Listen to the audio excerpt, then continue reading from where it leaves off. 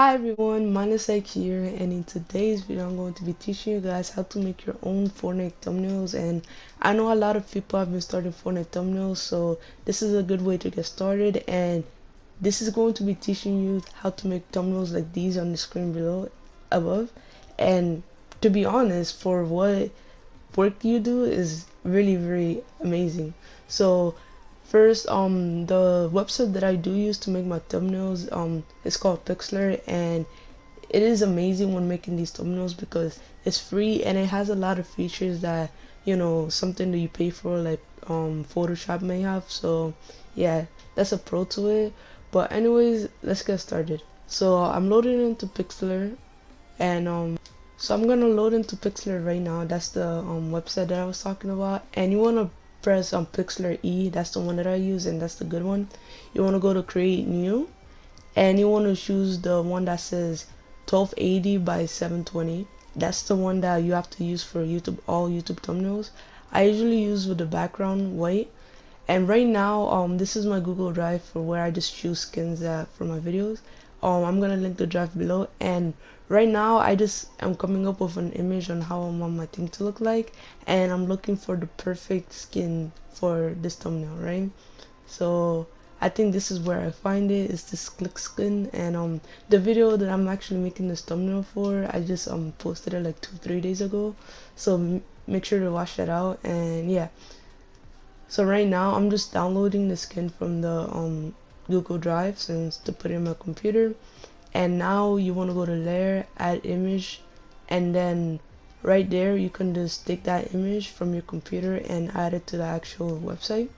And I'm just like framing it to where I want it. And right now I'm actually looking for a background, and first when I'm looking for a background I think of a color. So one of my other thumbnails, the color that I was thinking of was blue, so I used the blue one. This one was a red thing that I thought of, and yeah, red.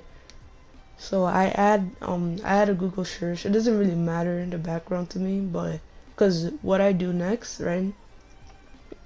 After I add the background, right, I have these explosions, and I actually learned this thingy from Marin TM. He's like a famous YouTuber, and the explosions always made his thumbnail look really good. So I add those to my thing, I duplicate them, and they just add texture to the background. And I do something very interesting that I never see anyone do. So first I match the color of the explosion to the background, so in this case red. And it's a little bit, it has, as you can see, it has a lot of texture to it. And so as I continue to do this, I just change the hue and the saturation just so it can actually match the background image, right? And then I merge all of the layers down except for the skin. So I merged the explosives and the background. And I have this blue ring thingy. I don't know, it's just amazing, it looks cool. And you can also change the colors to these to red and whatever color you want, just to make it go along with the background. So I just do that, and I just merge the background down, which is the explosives, the background, the blue ring, and everything. And I have everything except for the skin merged down. So after I do that, right, right now, like every time I always do that, I add the vibrance to my skin so it actually doesn't look pale. So if you saw like a second before, it looked like the palest thing ever. And adding vibrance like makes your thumbnail more clickable because it makes it look more lively, if you know what I mean. So what I just pressed was pulverize. This is the interesting thing that I was talking about, right? So it basically makes it look like cartoonishly. I don't know how to explain it, but it looks amazing, and I'm gonna keep doing it. So I just downloaded that, although it's not done yet. I just added that into another